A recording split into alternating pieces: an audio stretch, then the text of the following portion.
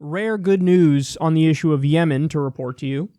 The U.S. will stop refueling Saudi-led coalition jets in Yemen, but progressives in Congress want more. So this is from The Intercept. On Friday, the Washington Post reported that the Trump administration would end mid-air refueling support to the Saudi and UAE-led coalition that has been bombing Yemen, cutting off what is widely seen as the most significant pillar of American support for the brutal campaign.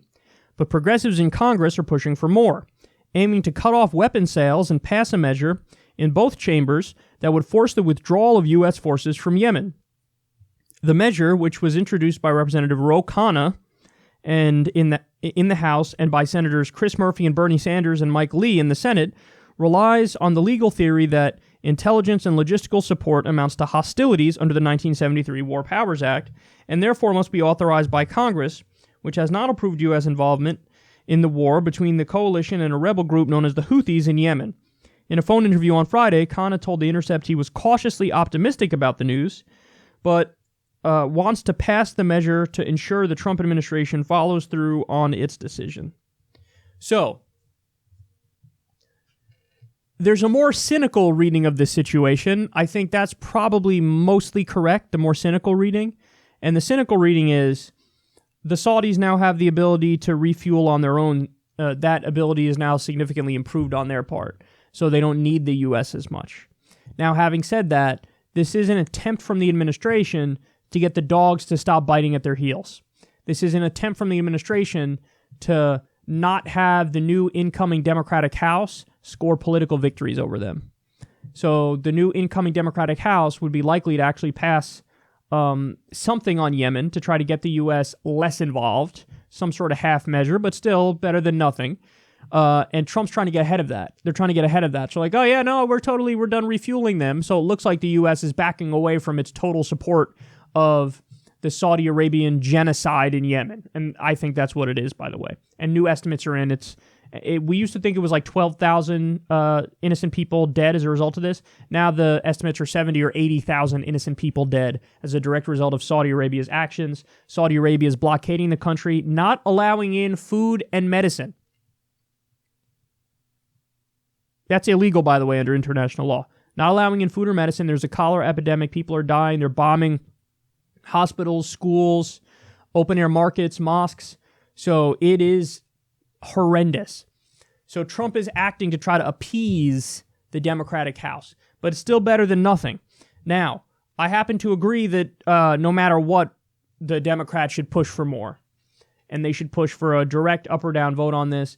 The fact of the matter is, I would argue not only have they not approved bombing against the Houthis, which is what we're doing, that hasn't been approved. I would also argue you can't even go after the other side in Yemen, which is Al-Qaeda and extremist Sunni militias on the ground, because it's in Yemen. You need to approve a war against Yemen. You can't just say, oh, hey, 9/11 allows me to go anywhere on Earth as long as I say Al-Qaeda is somewhere, then I get to go bomb there. So what if Al-Qaeda's in fucking New Zealand? Can we go do airstrikes in New Zealand? My guess is everybody would be like, no, that's crazy. So why isn't it any different for Yemen? We didn't approve war in Yemen.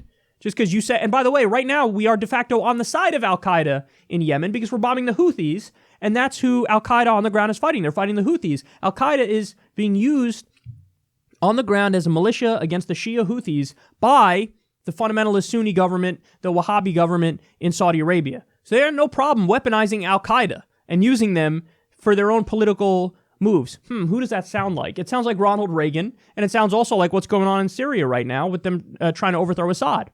So if I'm the Democrats, yeah, I have no problem at all making foreign policy front and center, man. That should be a huge issue for the Democrats, because not only can you fight and win on the foreign policy front, you could also tie that into economics.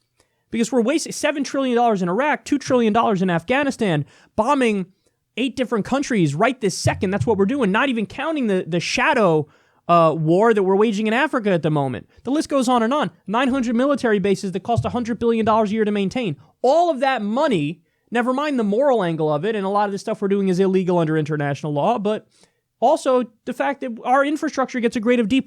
Tie in those issues. Hey, $7 trillion in Iraq, $2 trillion in Afghanistan. Apparently, your government wants to rebuild fucking Kandahar, but they don't want to rebuild Flint, Michigan. Make that argument and you'll win. So that's what Ro Khan is doing. Credit to him. And he's trying to get more. Tulsi Gabbard's good on foreign policy too. She's, part of this movement to try to make foreign policy issues more front and center. But I would go all in on this, man, because you win on this front. And the fact that Trump preemptively acted knowing that the Democratic House would come after him shows him, oh shit, they have a winning issue here.